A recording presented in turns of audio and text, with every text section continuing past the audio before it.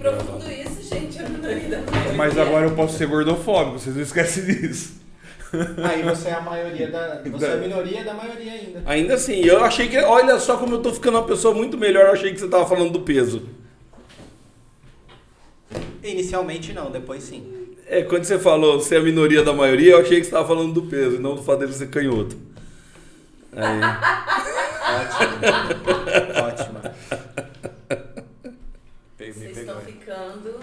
Perspicazes. afiados. E ele tá segurando. E ele tá segurando porque você tá do O lado. processo que vai vir. Então vocês estão ficando espertos pra não tomar processo. Vá? 3, 2, 1. Rindo alto na mesa, no polo ao cubo. Agora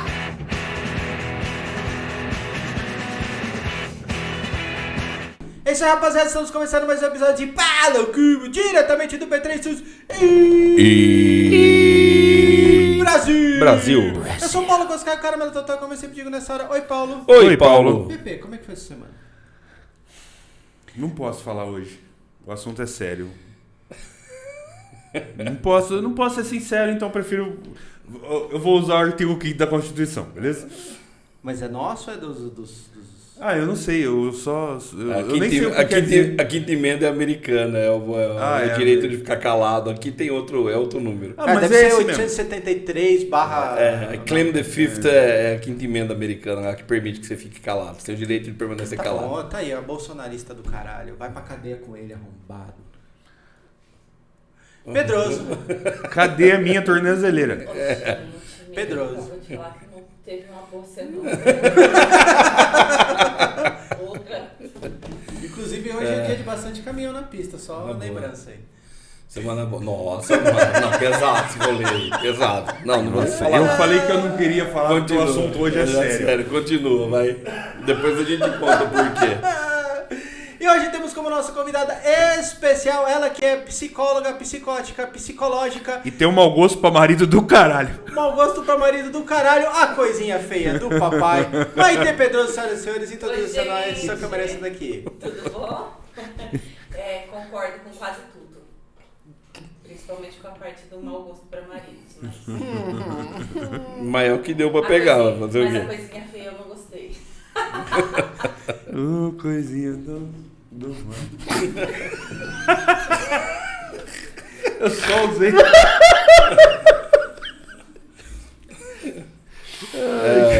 Sacanagem isso aí, velho. Caramba. O assunto é sério, mano, sacanagem. Eu tô quieto, eu só tô cantando uma música que eu lembrei. Mas vamos começar do começo. Migração de carreira. Você tinha uma profissão antes, se você quiser comentar. Aí você virou psicóloga. Como é que você deu esse estado? Você falou, cara, eu acho que eu não tô feliz. Na verdade, eu sempre quis ser psicóloga, né? Mas vocês me conhecem, eu tenho um jeito espontâneo, falo com as mãos, né? Falo alto. E essa minha liberdade fez com que os meus pais sempre achassem que eu não tinha paciência para ninguém, nem paciência nem para mim, quanto mais para os outros. Então, eu prestei química porque eu queria fazer faculdade. E psicologia não era algo que era aceito dentro de casa, assim, não foi estimulado, né? Uma profissão, queria um futuro melhor. Achavam que não meu combinava pai. com você. Principalmente meu pai. E aí eu fiz química, conheci o Paulo Pedroso que está aqui do lado. A gente casou, tive filhos e eu nunca entrei no mercado de trabalho. A vida inteira eu fui mãe, porque a gente engravidou logo que a gente casou. E os meninos começaram a crescer e eu falei pro Pedroso que eu Preciso fazer alguma coisa queria fazer alguma coisa da vida, porque mais pra frente os meninos não iam precisar de mim. Boa. Passarinhos voam, a gente cria Puta, os bateu nossos... uma depressão lá na frente, uma pós-pressão, né? Uma parada lá na frente, um vislumbre do futuro Passarinhos triste. voam, eu falei pra ele, e a gente cria os nossos passarinhos pra voar. mais pra frente, o que eu vou ser além de mãe? Boa. E aí eu fui atrás de um Sogra. sonho. Sogra. Tá quase, E, VPO. e consome, Como que é o consome nome muito tempo. do namorado do... Ainda não tem essa paixão. Essa paixão.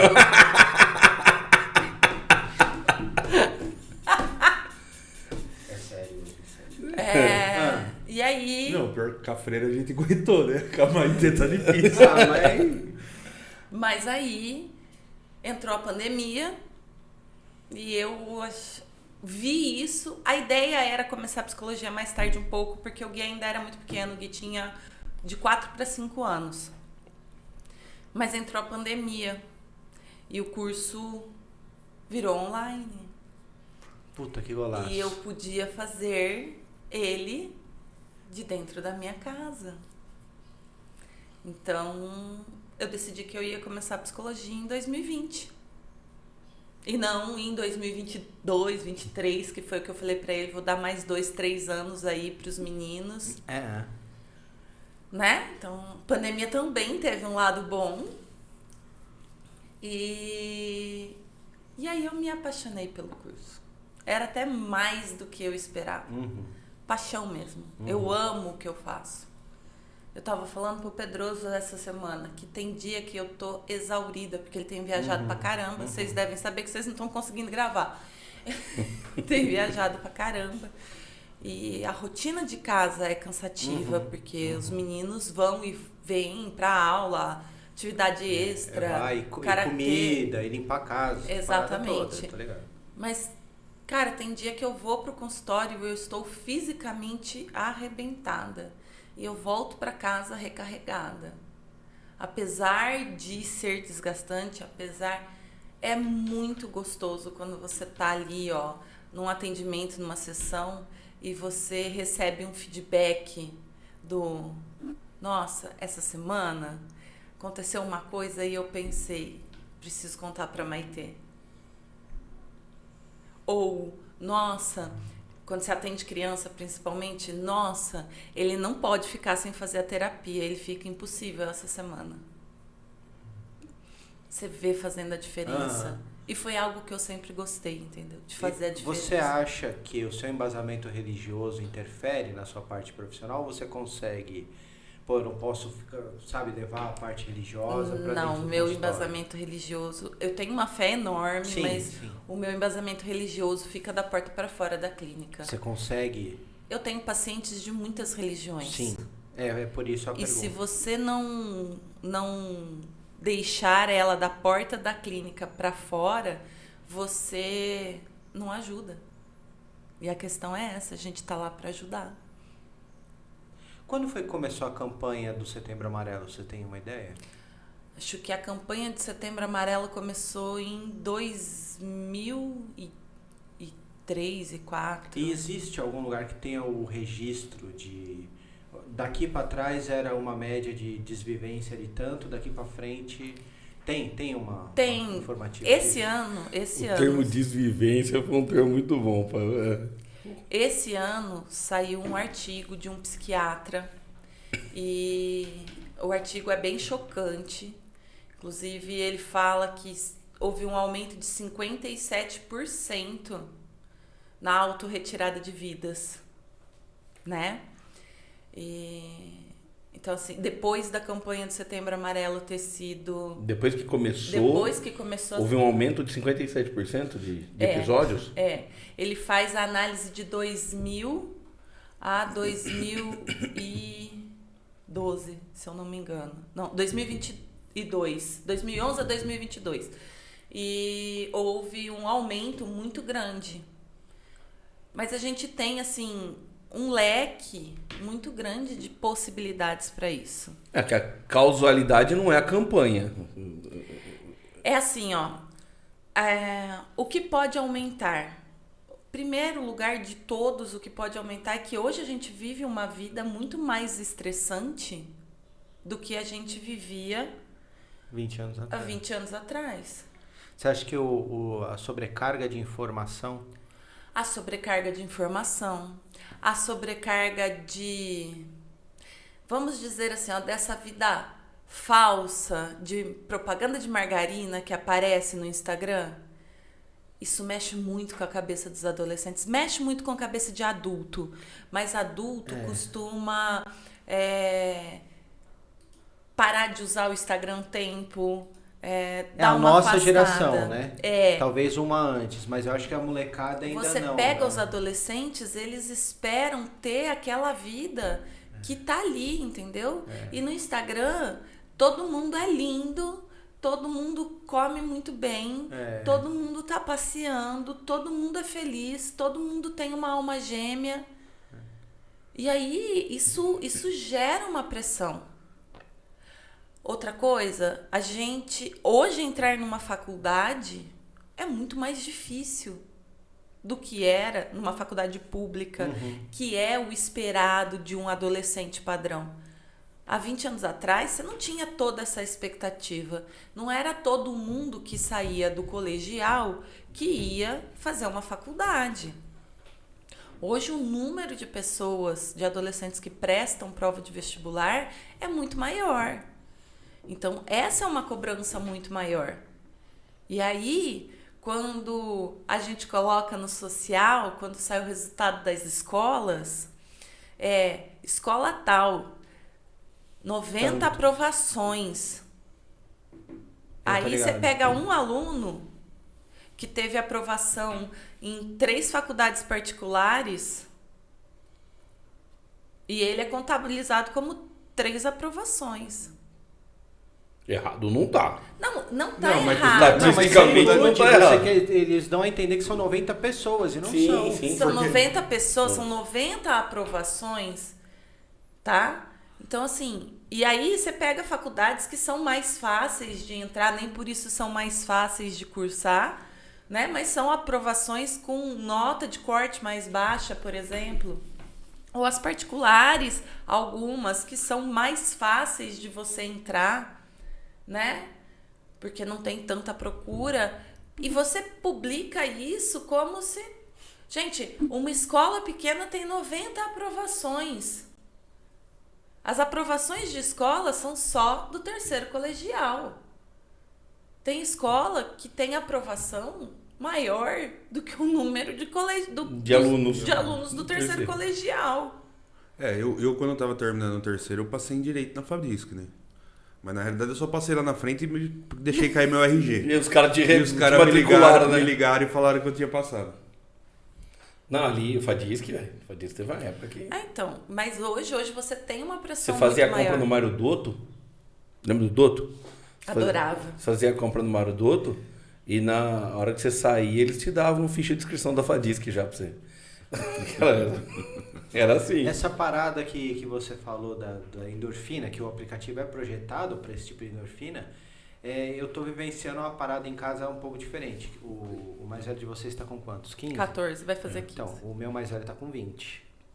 E ele tá já inserido no mercado de trabalho. Só que ele foi inserido numa fatia de pessoas muito boas. Então ele vê pessoas com bens, ele vê um estagiário da idade dele dirigindo um T-Cross. E o moleque vem deixar ele em casa. E ele, E aí eu tenho um trabalho dentro de casa e falo, cara, não se deixa levar por isso.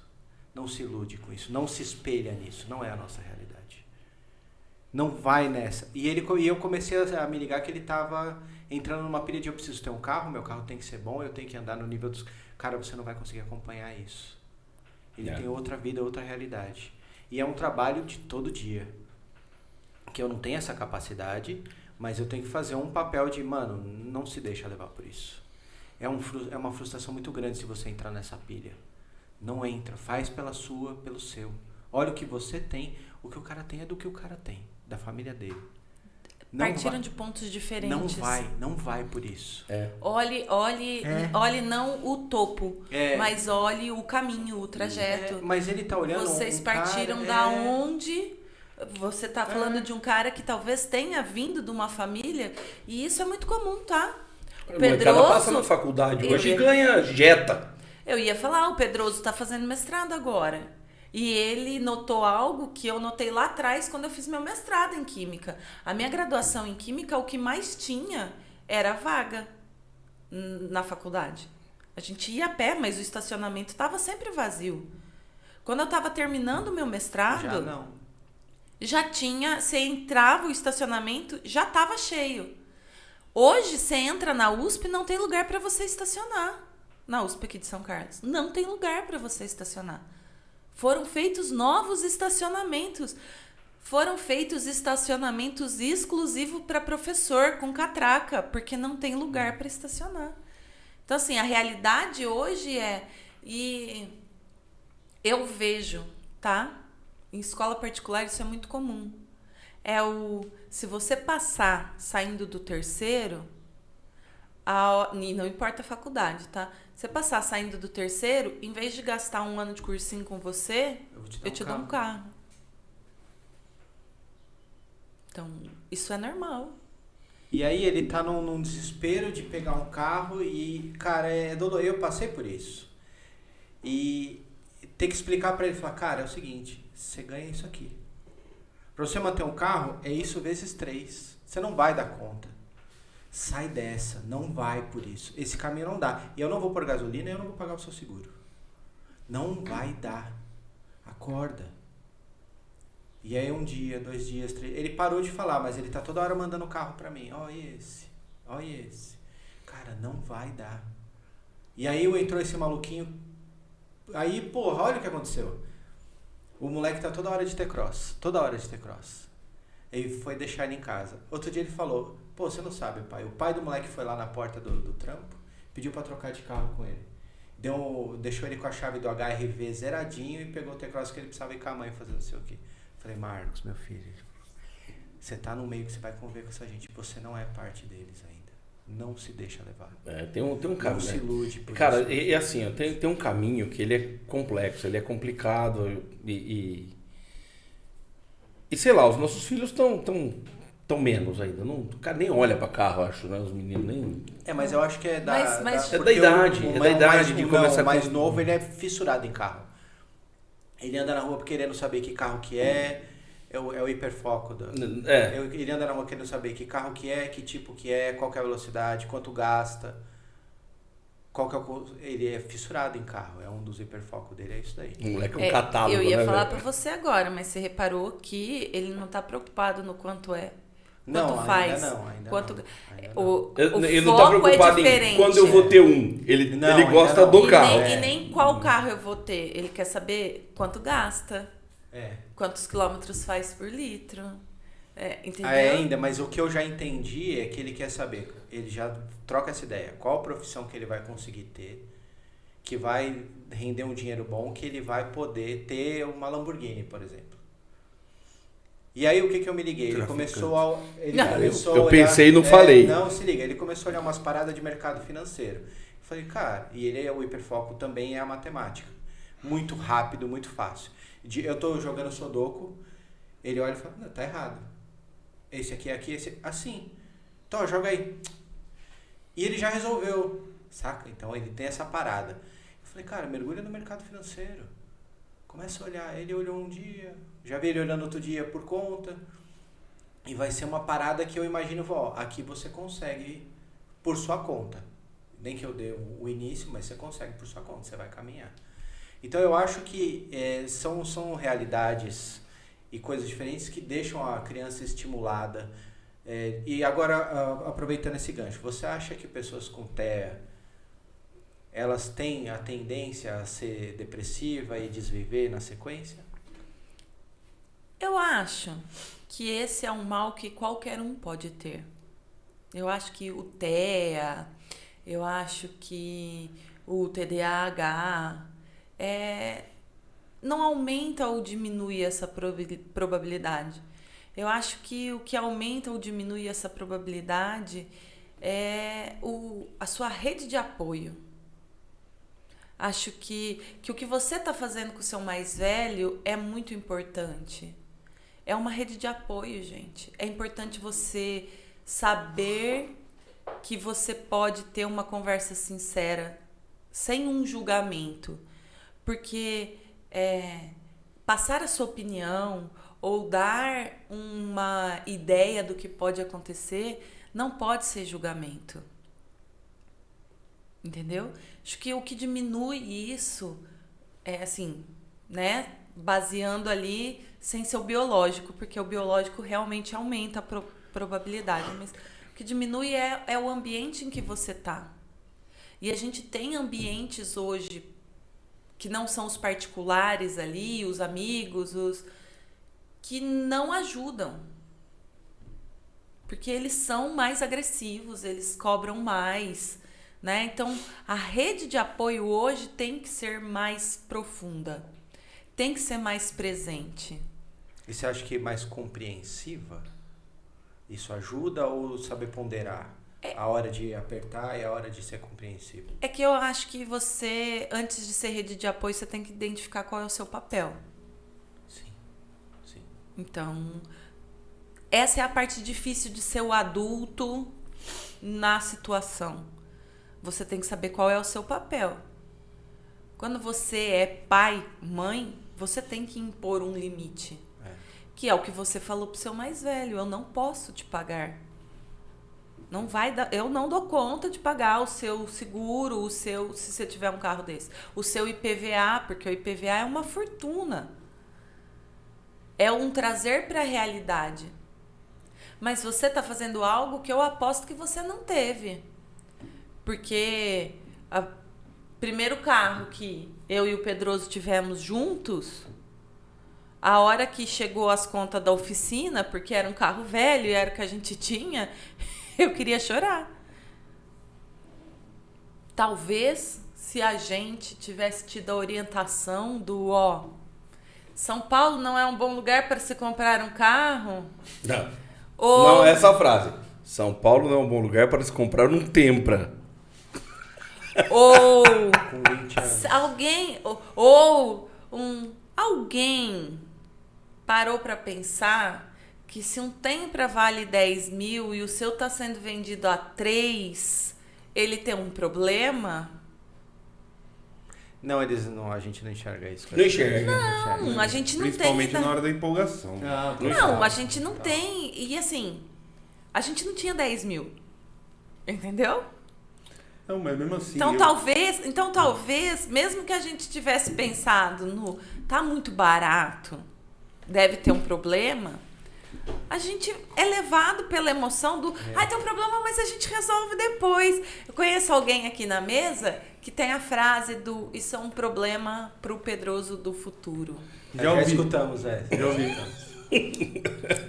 O problema é que o Pedroso do futuro às vezes tem muitos problemas.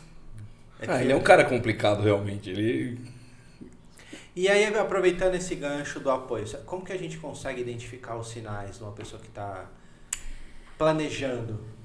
Então, sinais aparecem em momentos mais íntimos, com pessoas que você tem confiança. Porque as pessoas que costumam ter depressão, ou pessoas que estão em sofrimento, elas costumam manter uma máscara pública. É muito comum você ver alguém falar, mas fulano de tal tava aqui, brincando com a gente ontem. As pessoas não fingem ter depressão. As pessoas fingem não ter. Não, fingem ter também. Tem os narcisistas que fingem. Mas não é depressão. Eles fingem ser vítima. Eles fingem uma tristeza. A máscara de emo, né? Cara, mas o Charlie Benning, lembra do Linkin Park? Cara, você vê as últimas fotos que ele tirou no dia. A esposa dele fez as coisas. Que ele tirou. Cara, ele tava sorrindo, brincando com todo mundo e tal. No dia. Mas eu vou falar por mim. Não é novidade para ninguém que eu tive problema com isso recente até. E já teve vez de eu ir para uma festa chorando dentro do carro, chegar na festa, brincar com todo mundo e voltar para casa chorando dentro do carro. Então, não é uma... não, sabe? Você não... Parece... É tipo um sentimento de vergonha, tá ligado? E aí você não expõe. Você não expõe. Você não expõe. E por quê? Não sei. Eu Porque pedir ajuda é fraqueza, não é? Talvez. Toda Talvez. vez que eu vou fazer uma palestra, para adolescente principalmente, eu bato nesse ponto. Que pedir ajuda não é fraqueza. E eu bato nesse ponto porque é algo que eu tenho comigo. Eu fui criada para ser produtiva. Eu fui criada... Era aquela geração, né? Eu fui criada para ser produtiva. Eu fui criada para dar conta. E aí, quando você pede ajuda, você não deu conta. E é esse o raciocínio. Quando você pede ajuda, você não deu conta. Se você não deu conta, você é o quê? Fraco. Covarde. Eu sou a mulher do eu resolvo isso sozinha. Eu faço, eu dou conta. Mas- E isso sobrecarrega num ponto que um dia você se vê sentado no chão do banheiro chorando sem motivo. E baixo chuveiro. Pra quê? Pro barulho do chuveiro, não deixar ninguém perceber que você tá chorando. Exatamente. Exatamente. E eu descobri que isso que você falou tem muito a ver com o meu gatilho. Que é o chuveiro? Não, cara. O banho quente. É o sentimento de incapacidade, o sentimento de rejeição, o sentimento de não dar conta. Sabe? E isso que me causou todo esse problema. Mas é um gatilho pra todo mundo. Imagina pra essa geração de agora, imagina pro seu filho, que é a sensação do... Cara, por que todo mundo dá conta e eu não dou? É impotência. Eu vejo que a molecada eles estão inseridos hoje num mundo, cara, que assim, a vida de todo mundo é melhor que a minha. Né? Mas é porque ninguém expõe. Você já viu alguém... Algumas vezes a gente tá meio ali, né?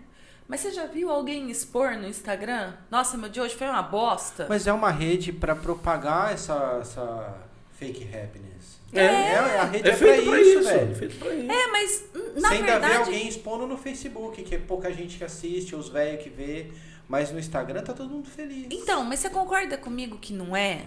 Teoricamente, o Instagram é uma rede pra você... É um diário popular. Pra você falar sobre a sua vida. Mas a gente não quer expor o que não foi bom. Você quer expor o que não foi bom? Você quer expor que hoje você tomou um esporro no seu trampo? Mas você vai no LinkedIn. Não, você quer expor que hoje você tomou um esporro no mas seu em nenhum trampo? lugar. Mas vem com esse medo do julgamento. E eu entendo, nós somos seres sociais. Nós procuramos uma aceitação porque nós somos seres sociais. A gente não consegue viver sozinho. Entendeu? Mas a gente tem medo de expor. As pessoas que falam o que estão sentindo são chamadas de sincericidas. E lógico, tem um abismo entre você falar o que você sente e você ser grosseiro com alguém. Nossa, mesmo, vai trazer isso pra cá, mesmo. Vai, na boa, vai trazer pra cá. Tem um abismo enorme entre esses caminhos. Pior que eu nem tinha pensado no ser, mas fica a dica. Tem um abismo enorme entre essas duas opções. Né? Mas, cara, você falar hoje eu não estou bem e a população masculina, gente? Que é o que eu falo sempre. Porque não é fácil ser mulher no mundo. Não é. Não é. Eu perdi um emprego porque eu era bonita demais pro trabalho. Faz muito tempo, né? Na verdade, Caiu no colo, né? na verdade não faz tanto. Mas eu escutei. Não tem registro, porque naquela época a gente não tinha isso aqui. Mas eu escutei. Alguma vagabunda ficou com inveja. Não, mano, não. O problema é que era uma opinião. Foi um cara que falou pra ela. E era porque ia trabalhar no chão de fábrica. E? Era pra inspeção de qualidade de chão de fábrica. E aí o medo, cara, do assédio que os caras iam ter em cima e tal, entendeu? Mas, cara, isso não devia ser o motivo. Você devia punir o cara que assedia, não a pessoa que tá procurando um emprego. Nessas isso tem empresas, sido quem cada vez recebe mais... o assédio vira um problema. Mas não é esse o assunto de hoje. Então, não é fácil. Não, é sim. É sim. Você sabe por quê? Porque isso também gera gatilhos. Exatamente. Porque a partir do momento que a pessoa que não fez nada é punida pela atitude dos outros, fala, pô, mas eu não faço nada de errado. E eu que tô sendo punido, e a pessoa Que pode causar o problema tá lá na Então, bunda. peraí, o que tá acontecendo? É comigo o problema, aí vai gerar uma coisa. Então, isso é um problema sim. Porque pode ser gatilho. Não, mas não é fácil ser mulher. Desculpa, mas eu me identifiquei. Não é fácil ser mulher, não é fácil, mas também não é fácil ser homem, gente. Você viu aquela pesquisadora que ela falou, ser homem é muito fácil. E ela começou a se vestir com homem. Ela viveu como homem por 2 anos. 2 anos. Não, Escreveu um livro e depois se matou, porque ela não aguentou. eu vou falar pra vocês, ser mulher não é fácil. Talvez vocês nunca entendam o medo que uma mulher carrega, né? O lance de você tá à noite na rua, andando, e você tá preocupada se você vai voltar tarde e você tá de shorts e não de calça. Eu vou sair hoje e eu vou pra tal lugar e eu preciso ver quem me acompanha pra eu não voltar a pé sozinha, né? Então, assim, ser mulher é viver em eterno alerta. Infelizmente, ainda hoje é viver em eterno alerta, né? Não é fácil ser mulher. Mas o que eu acho que falta hoje, um pouco, é ver sobre o como não é fácil ser homem também. Vocês seguem toda uma cobrança. Homem não chora. A gente escuta isso até hoje. A gente vê criança chorando e a mãe falando ou a avó falando, mas você não é um menininho? Homens não choram, meninos não choram. Vocês têm uma dificuldade imensa de se acolher. Imensa. Não, quantas vezes você ouve o cara... Eu já falei aqui, Coscaque é muito emotivo. Às vezes ele tá falando algumas coisas que pegam mais nele assim... E ele chora que nem uma menininha aqui no programa.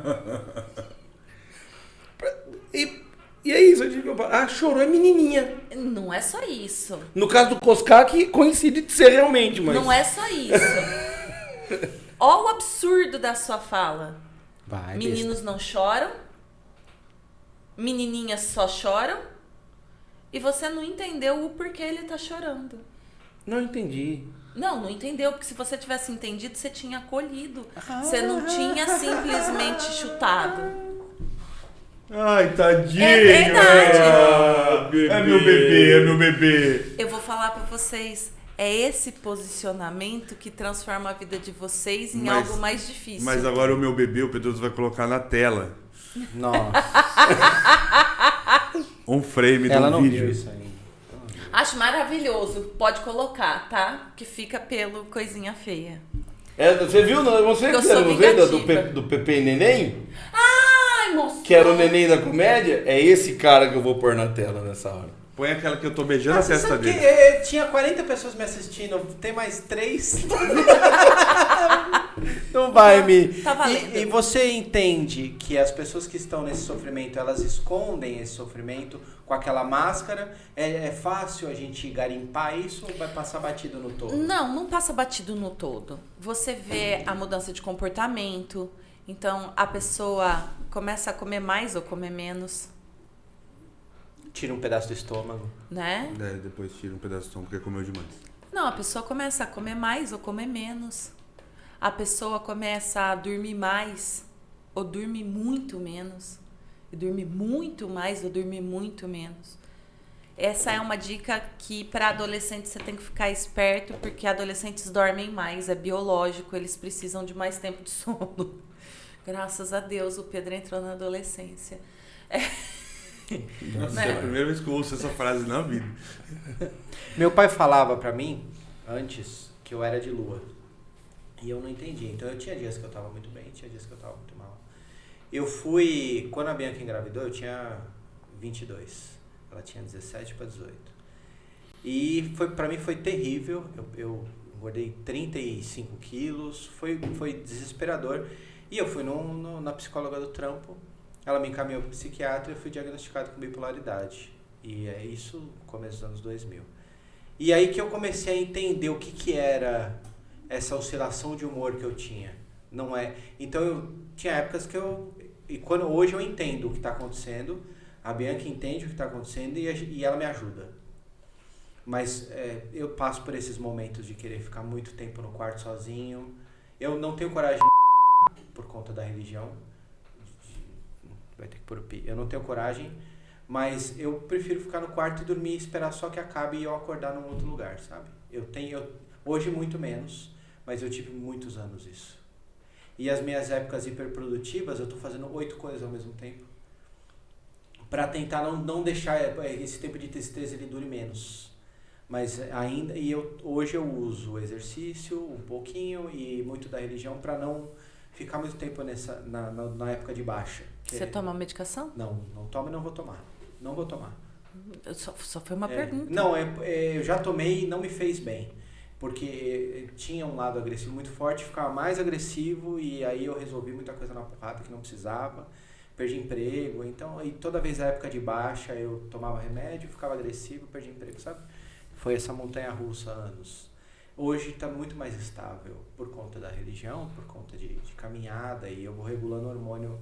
E toda vez que eu estou muito triste, eu já começo, ela já fala, e aí, você tá bem? O que está acontecendo?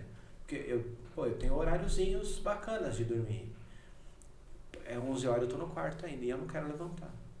E eu quero ficar no quarto, tudo escurinho. E se deixar lá o dia inteiro eu vou ficar lá, não vou nem sair para comer. E eu tenho esses períodos ainda. E é dolorido. Então, assim, como a gente consegue ajustar isso sem remédio? Só com um acolhimento, só com um profissional? Como é que dá para tratar disso? Eu sou a favor da medicação. Eu acho que a medicação serve para você conseguir estabilizar uma situação e aí você conseguir trabalhar com ela. Tá? No seu caso, bipolaridade, a gente tem a tipo 1 e a tipo 2, que é diferenciada pelo episódio É igual o mania. problema? Não. Ah, tá. Que é identificada pelo tempo de duração do episódio de mania. Quando você falou que você tem os seus altos, onde você está fazendo 8, 9 coisas ao mesmo tempo. Imagina assim, 8 por 4 nos meses do ano. Que eu estou hiperprodutivo e dá aquela caída. Mas são bem definidos. A bipolaridade tipo 2, o episódio de mania, ele é muito sutil. Então, geralmente, bipolaridade tipo 2 é confundida com depressão, né? A medicação, ela é legal porque ela dá uma estabilizada, principalmente quando você está no pico de um dos dois quadros, né? Não sei quanto tempo você usou de medicação. 2 anos.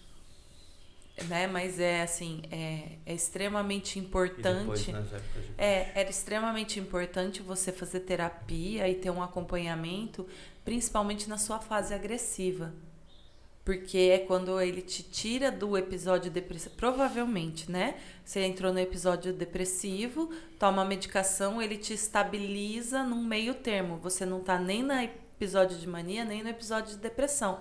Mas você apresenta uma agressividade maior. E a gente precisa trabalhar e entender o que é que traz essa agressividade.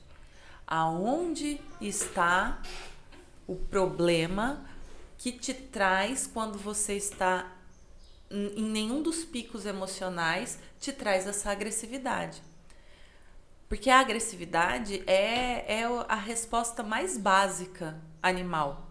Mas, né, se você colocar um cachorro ali no canto e ele se sentir acuado, se for o dono dele não, mas se ele se sentir acuado por alguém que ele não conhece, por uma situação que ele não conhece, ele vai avançar em você. Então, a agressão é a resposta primária a emoções que não estão boas. É comum você escutar de crianças assim, de pais assim, não, porque ele é muito agressivo. Resposta primária, a agressão é resposta primária. Sempre que você tem uma resposta de uma criança muito agressiva, você precisa analisar o que está acontecendo com ela. Tem alguma coisa que não tá bem e ele tá espelhando na agressividade. Geralmente, ele tá espelhando na agressividade. Então, mas existem a caminhada, exercício físico. Cara, eu sei, eu sou sedentária e é até feio eu falar isso, mas ele é fundamental, gente, para uma boa saúde mental. Não dá pra gente falar de saúde mental sem falar de boa alimentação, sem falar de exercício físico, de liberação de endorfina sua, né? A gente toma medicação para melhorar a absorção de serotonina ou diminuir a recaptação dela, entendeu? Então, e a alimentação saudável e o exercício físico tendem a fazer isso naturalmente, numa quantidade normal.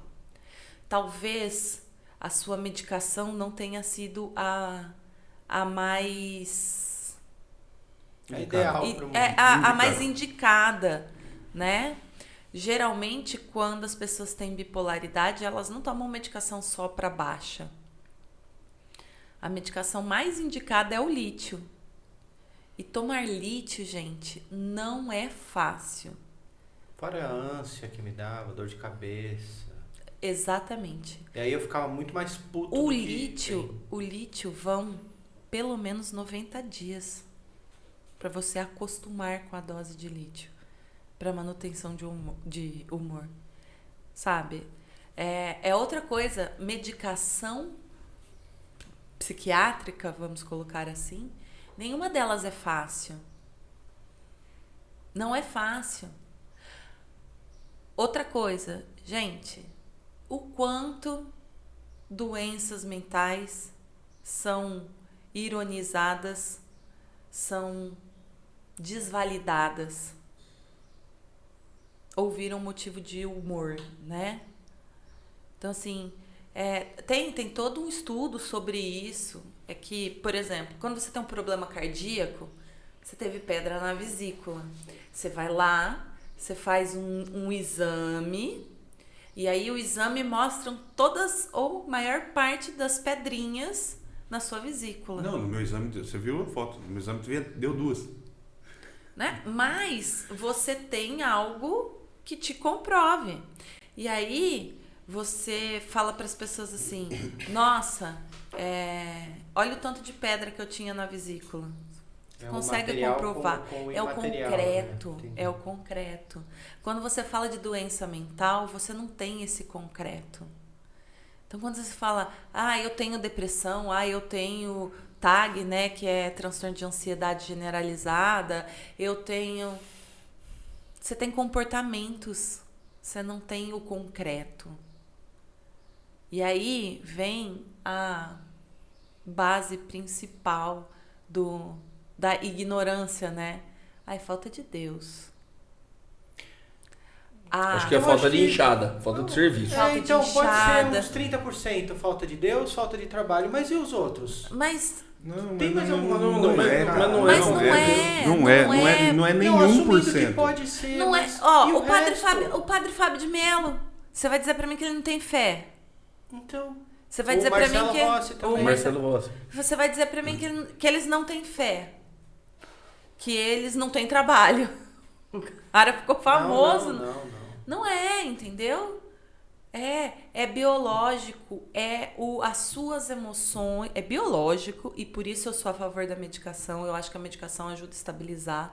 Tem sim outros caminhos, mas a medicação facilita a chegada a este lugar, tá? Eu não sei quando foi que você começou a tomar medicação, mas a medicação psiquiátrica tem mudado absurdo. Hoje a gente tem um leque muito maior. Precisava ser muito mais estudado, precisava. A medicação psiquiátrica é uma medicação extremamente cara, de última geração. Então, a gente cai nas medicações mais antigas a princípio, porque as de última geração são extremamente caras, né? A gente precisava de mais pesquisa para ver se a gente consegue.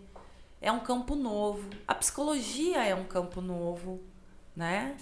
Então, a psiquiatria é mais antiga, mas o estudo, o fármaco é um campo mais novo na psiquiatria, né?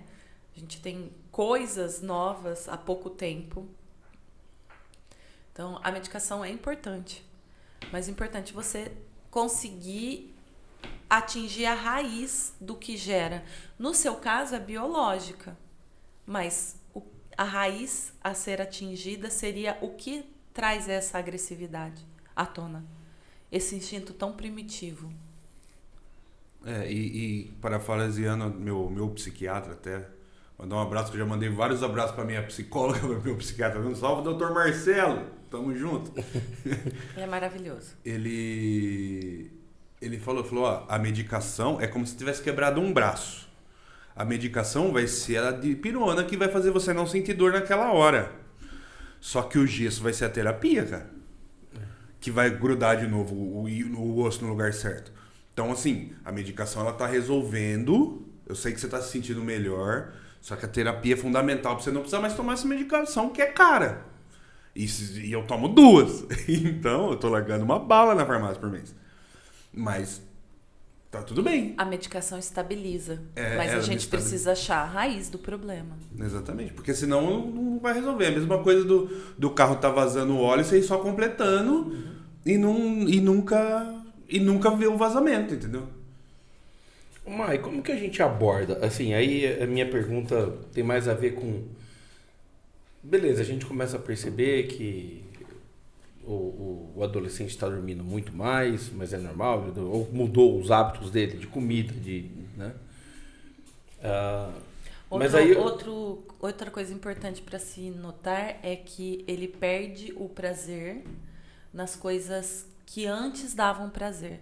Eu acho que esse é o estopim. Gostava de jogar videogame pra caramba e ele para de repente... Ele gostava de jogar videogame e agora ele não quer jogar videogame. Ele fica assistindo reels o tempo inteiro. Uhum. Não, porque... E a minha pergunta era mais voltada assim... eu entendo que talvez os pais consigam fazer esse tipo de observação. Mas quando nós temos amigos, assim... A molecada, tá? O jovem hoje. Nem tanto adolescente, mas... Se for avançar mais, o pessoal que está na faculdade hoje, a gente tem uma incidência muito grande de jovens. Cara, como que eu identifico? Eu olho para um amigo e eu identifico, e como eu abordo ele? Porque, assim, é um troço muito... E às vezes ele tá... São Carlos é uma cidade universitária. Tem muita gente que está aqui que está longe do pai, está longe da mãe, está longe da família... Todo mundo que ele tem são as pessoas com quem ele convive no dia a dia na faculdade. Quando ele entra nesse vórtice, a rede de apoio dele é nada além do que as pessoas que estão com ele todo dia. Entendeu? E como que você aborda isso? Tipo, no trabalho, você percebe que a pessoa tá mais... Você chega no trabalho, você chega e fala assim, tô achando você meio para baixo, o que tá acontecendo? É efetivo? Depende da liberdade que você tem com a pessoa. E essa é a dificuldade de ser rede de apoio. É você saber como você pode chegar. Cara, vamos dizer aqui, ó, vocês 3, vocês se veem. Vocês têm mais do que liberdade para você chegar em um de vocês e falar, cara, tu tá estranho, o que tá acontecendo? Né? E aí, provavelmente, a primeira resposta que vai ser, que é a resposta mágica, tá tudo bem. Nada. Tá tudo bem. Tá tudo bem. E aí você deixa ali a semente do... Tá tudo bem? Mas eu tô aqui se não tiver, tá? Entendi. Você planta a semente do eu sou sua rede de apoio. Porque eu vou falar por mim agora, cara. Teve alguns momentos que eu senti que eu era a rede de apoio de uma galera, só que ninguém era minha. É igual aquela fábula do palhaço, sabe? Exatamente. Então, você planta a semente do eu sou sua rede de apoio. E principalmente as pessoas, como você disse, que tem essa coisa do eu não sou incapaz, eu tenho que dar conta. A resposta padrão é nada. Não, cara, mas eu tô vendo que você tá, né? Eu tô cansado. Muito trabalho. Eu tô cansado. É muito trabalho. E eu não me sentia mentindo quando eu falava que eu tava cansado. Porque eu tava cansado da situação. Não, e às vezes você tá cansado fisicamente. Eu falo isso direto, o Pedroso ouve direto. O que a boca não fala, o corpo grita. Tá? Então, muitas vezes você tá cansado, você só quer dormir. Porque a boca não falou os motivos do cansaço pra ninguém. O corpo grita na queda de cabelo, o corpo grita no excesso de comida, o corpo grita no excesso de sono, o corpo grita no estou morto, mas não consigo dormir. Tá gabaritando até agora, hein, Não, Pepe? eu gabaritei tudo até agora. O corpo grita. O que a boca não fala, o corpo grita. E a gente precisa plantar a semente do rede de apoio. O que eu tava falando que vocês me zoaram, mas é verdade. Vocês, homens, têm uma criação do vamos ironizar porque assim a gente resolve. E a gente não resolve. O sofrimento é real, gente. Sabe? E engolir ele não vai resolver. Porque quando você engole o sofrimento, você não engole o sofrimento sozinho. Você precisa engolir o sofrimento com as suas horas de sono. Você precisa engolir o sofrimento com litros de refrigerante, comida, quilos de lanche. E você precisa engolir com muita fumaça. Você precisa engolir com litros de álcool. Né? E nenhum deles são bons conselheiros. Nenhum deles te tira da situação e te faz enxergar ela de outra forma. Pelo contrário, ele só piora essa situação. Porque você está escondendo. Eu tenho pra mim que 90% dos homens, a rede de apoio deles funciona assim. Se ele falar assim, cara, tô tristaço. O que ele vai ouvir é, ai, para de bichice e vamos tomar uma. E aí, o que o cara vai fazer? Vai meter um sorrisão na cara e vai tomar uma cerveja, mas a dor dele continua lá. Exatamente, gente. É muito importante você semear pôr a semente ali na terra do sou rede de apoio ou eu sou seu amigo. É muito importante a gente validar a emoção. Porque hoje o que eu vejo, um desbunde, é a desvalidação das emoções. Fora a tentativa absurda de viver emoções boas. Cara, isso é incrível. Eu tenho que estar alegre o tempo todo. Eu tenho que estar produtivo o tempo todo. Eu me sinto culpado quando eu não estou produtivo o tempo todo. Eu me sinto... E como é que eu não vou estar alegre? Eu tenho que ser grato o tempo todo porque eu tô vivo. Não é? Quantas vezes você já não escutou eu chamo de medição de dor. Quantas vezes vocês já não escutaram nossa, cara, o meu dia hoje foi uma bosta. Ah, mas você tá vivo, né? Que bosta, não queria, mas... Mas Não, na cabeça vem isso mesmo. Ah, mas você tá vivo, né? Nossa, Nossa, as contas não estão dando. Nossa, bati meu carro. Ah, mas se você bateu o carro é porque você tem um carro. Nossa, dá uma raiva desse copo meio cheio sempre, cara. Isso Eu E lembro assim, eu sou uma pessoa que vejo o copo sempre meio cheio. Mas você tem que ver o copo meio cheio. Você não tem que mostrar o copo meio cheio o tempo inteiro. Nossa, bati o carro. Eu bati o carro essa semana, gente. Sensação de... Eu sou uma merda. É enorme. Entendeu? Tem hora que veio eu não posso soltar, mas veio assim. Né? E, cara... É normal. Não, Eu não vi o carro, eu não vi o outro carro. E eu acho que eu devo ter repetido pro Pedroso umas 20 vezes em um espaço de 2 horas como você não vê um carro? Eu não vi o carro. Como você não vê um carro? É um carro branco. durante o dia. Como é que você não vê um carro? Eu não vi o carro. E tá tudo bem. E eu não precisava de alguém. E não foi o que ele fez, tá? Vou deixar muito claro que nesse ponto tem que defender.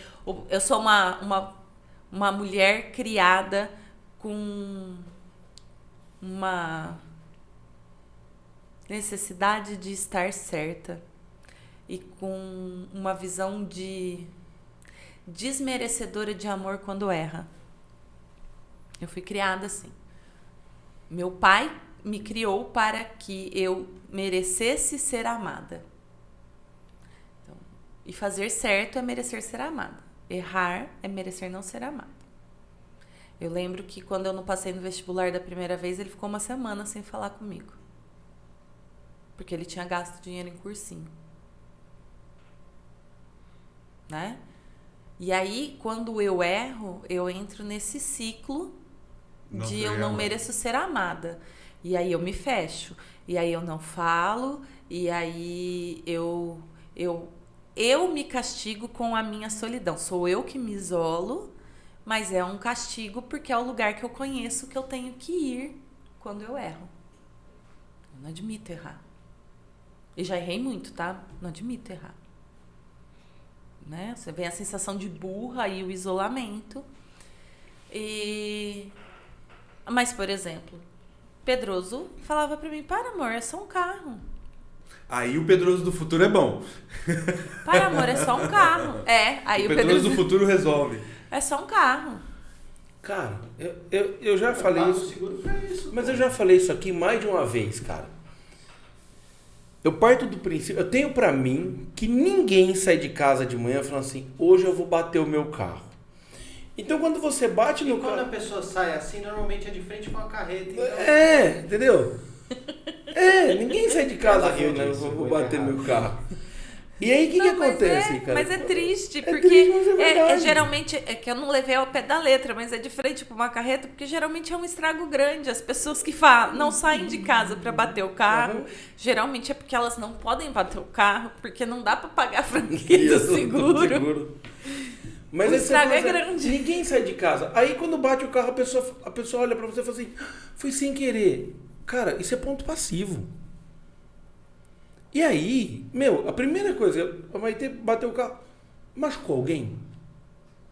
Porque se não machucou ninguém, velho, there's no problem. A gente paga seguro, a gente vai ter um incômodo. Vai ficar sem o carro um tempo, porque vai ter que arrumar, vai ter que desembolsar uma grana da franquia, não sei o que. Mas você não tem um problema. Cara, bateu, acontece. Ah, mas eu não podia ter batido. Puta, acho que podia, cara. Você não podia ter batido. Se você fosse do time do Cosca, que você estivesse num outro plano espiritual e vocês iam passar um carro por dentro do outro assim, sem ver. Porque um era matéria e o outro era espírito. Porque senão, meu amigo, se os dois são matéria e estão no mesmo lugar ao mesmo tempo, eles vão bater. Aí, é isso. Aí acontece, às vezes, uma pessoa... Você ligou e falou, machucou alguém? Não. A outra vez que aconteceu comigo, meu irmão me ligou. Machucou alguém? Machucou alguém? Na perna, sim. Falou, então, vem aqui.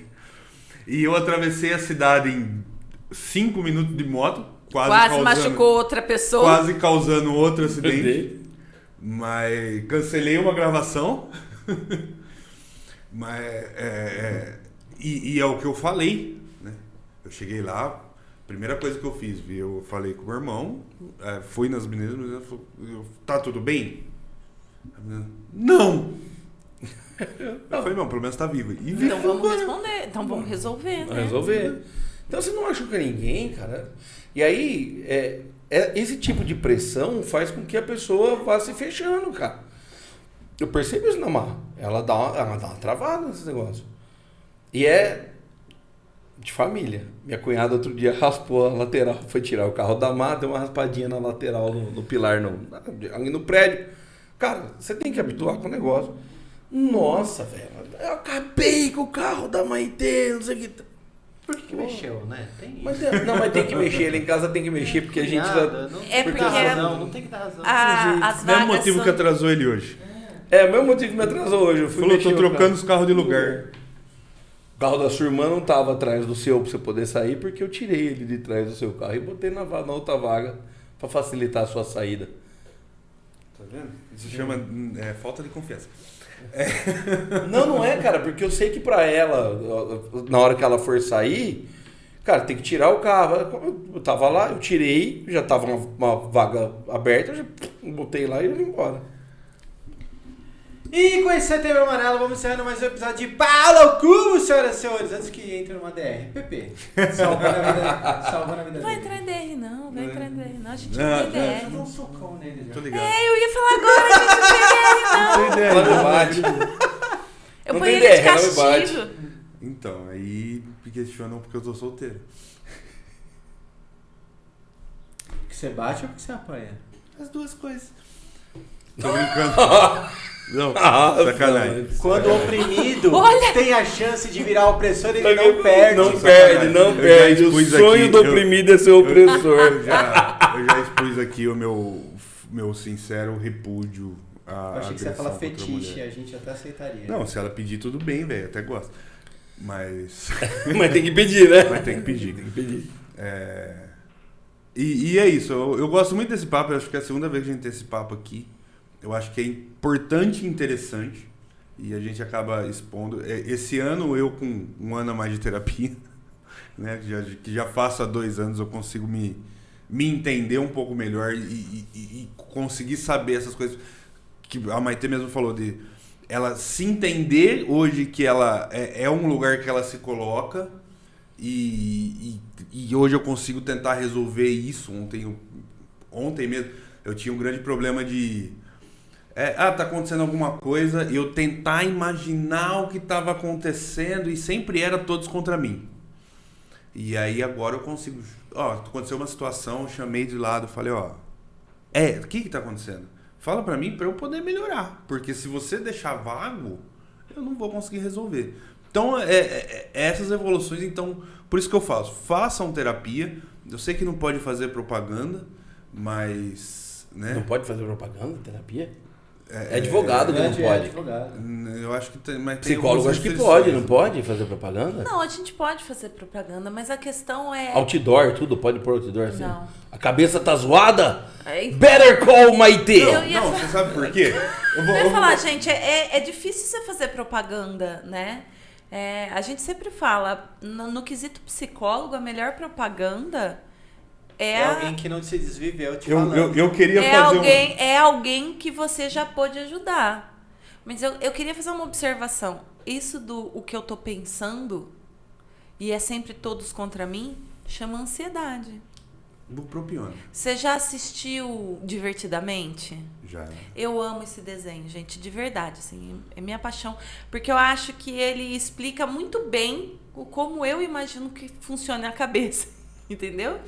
Apesar dos comportamentais ficarem loucos comigo quando eu digo isso, mas é bem por aí. E a ansiedade, gente, a ansiedade não te traz pensamentos bons, são sempre catastróficos. É por isso que é sempre todo mundo contra mim. A ansiedade não te gera pensamentos bons. Tem uma cena no Divertidamente 2 que a ansiedade está controlando a mesa e ela está colocando lá o acampamento dos pensamentos para pensar. E eles só estão pensando coisas ruins. E se ela errar? E se ela ficar sozinha? E se ela... E é exatamente isso que, quando a ansiedade está no controle, acontece com seus pensamentos. Eles são catastróficos. E aí, na cena, a alegria quebra esses pensamentos catastróficos usando uma técnica que a gente usa muito quando você está tratando um tag. É o que de pior pode acontecer, que é muito fácil de responder. Vocês podem pegar qualquer situação, se eu perguntar para vocês o que de pior pode acontecer nessa situação, o que de melhor pode acontecer, e, cara, essa resposta é muito difícil. Porque não tá no nosso mapa mental. Exatamente. E eu vou falar para você, 90% das vezes, o que de melhor pode me acontecer é, na verdade, a resposta do meio, o que provavelmente pode acontecer. Às vezes pra mim é só não acontecer o que ele de pior que eu já veio na minha mente. Então, mas vamos fazer uma hipótese, tá? Me candidatei a um emprego. Eu queria muito esse emprego. O que de pior pode acontecer? Entrar e ser mandado embora. Largar outro emprego e entrar e ser mandado embora. Ok, você pensou no que de pior podia acontecer. O que de melhor pode acontecer? Vou ser promovido rápido. Pensou rápido? E o que provavelmente vai acontecer? Eles vão jogar o currículo dele fora. Não, entrou. Provavelmente, se é uma vaga para qual você é apto, provavelmente você vai ser contratado. Vai viver a E vida vai dele. viver, exatamente. E aí, quando você pega alguém que está em ansiedade, ela te responde que o pior que pode acontecer, essa é uma resposta padrão, é eu largar o meu emprego e não passar do período de experiência. Só que quando você pergunta a outra ponta, o que de melhor pode acontecer, ele te responde, eu ser contratado. Isso não é o que de melhor pode acontecer. Não. Isso é o que provavelmente Isso já tá vai na minha pior acontecer. hipótese, é ser contratado. E eu, por muitas vezes, eu me defendia nesse pensamento pessimista sempre. Porque eu falava, tô esperando o pior pra não me decepcionar. Eu sempre esperava o pior. Mas essa frase é muito utilizada. Eu espero o pior das pessoas, porque se elas me derem algo bom, eu não sofro. Mas eu não era essas pessoas de tudo. Então, mas é isso que eu tô te falando. E aí eu sempre criava uma coisa negativa. E aí você não trabalha o problema real. E eu sou campeão de prolongar as entrevistas na minha despedida. Né? Já repararam? Desculpa. Pedroso. Obrigado, amor. Obrigado por ter vindo. Oh, Que bonito todo chamado de amor, né, velho? come meu cu, velho. A Maitê, eu falei pra ela vir pra gente falar de saúde mental e tal. Rapaz, ela olhava pra mim com a cara e assim, ó, eu não sei se eu quero entrar nesse barco. E o medo? Não, mas saiu bem. Ela falou, eu não sei Navegou se eu bem. quero entrar nesse barco. Não sei. O meu problema não é falar de saúde mental, nem de emoções. É que vocês são uma plateia difícil, né, gente? A gente levanta, vocês cortam com força. É tipo o lance de brincar de vôlei Então, com os qual- moleques, entendeu? qual- Quando eu era mais nova, eu sempre gostei de jogar vôlei. Mas as meninas não queriam sempre jogar vôlei. Aí eu ia jogar vôlei com os meninos. E tem umas cortadas que dói, gente. A gente foi levinho hoje. Foi, vocês foram tranquilos. Eu consegui É, desfiar até- bem das Eu cortadas, até eu segurei a hora acho. que você falou que bateu o carro. Eu falei assim, a mulher? A gente foi respeitoso até no seu acidente. Não, Que era óbvio. Mas que você, ia podia, acontecer. mas você podia falar. Eu ia falar pra você, é tão comum acontecer com mulher que segura mais caro pra homem do que pra mulher, né? Exatamente. Tem esse detalhe. Maitê, seus recados finais. Gente, muito obrigada. Obrigada por vocês terem dado esse espaço. Obrigado por a gente falar de algo que é muito importante, tá? Setembro Amarelo tá aí pra isso, é muito importante. Obrigada por vocês fazerem perguntas como onde eu arrumo uma rede de apoio, perguntas... Porque, assim, o Setembro Amarelo te traz um estopim sobre muitas coisas, né? Muitos gatilhos, mas a gente não fala sobre vivenciar emoções, sobre ser rede de apoio, sobre como reparar no comportamento. Então, isso é muito importante para o Setembro Amarelo, né? Eu acho que no Brasil, eu posso falar no Brasil, a gente tem o movimento da campanha do Setembro Amarelo, que é muito importante, mas a gente precisava de um movimento de apoio a essas pessoas no sistema público de saúde. E nos planos de saúde também, você faz terapia, você tem um psiquiatra. Gente, no SUS tá impossível de se achar psiquiatra. Rede de apoio de psicólogo no SUS, então eu acho que a gente precisa falar disso para a gente gerar uma comoção, para a gente conseguir acolher as pessoas. É importante falar sobre o ato de tirar-se vidas, de se auto-tirar a vida, mas é importante você falar sobre o como antes, né? ajudar as pessoas que demonstram isso, que precisam disso. Então, queria agradecer pelas cortadas terem sido tranquilas, né? Agradecer a possibilidade de estar aqui falando com vocês. E o papo foi muito legal. O nerd dentro de mim diz que a gente tinha que ter usado desde o começo do episódio o termo cruzar o rio Estígia voluntariamente. Ia ser muito específico. Ia ser muito específico, né? E se não tivesse ideia do que moeda, quer não dizer. passava também. Eu ia falar, como é que você decide cruzar se você tem que ter as moedas e quem dá as moedas é as outras pessoas? Ah não, mas a moedinha vem. É as outras pessoas que dão as moedinhas, põe no olho, não é? Pode ser de R$1? Eu não sei o que vocês estão falando. É esperado. Depois eu te explico. É isso aí, então. Pra você que chegou até aqui, não deixe de deixar aquele like, marotes. Compartilhar com a rapaziada. Dá aquela escrevinhadinha no canal, porque é de grátis. E pra você que gosta da risada. Solta a vinheta, tonelada. Rindo alto na mesa, no Paulo ao cubo. Agora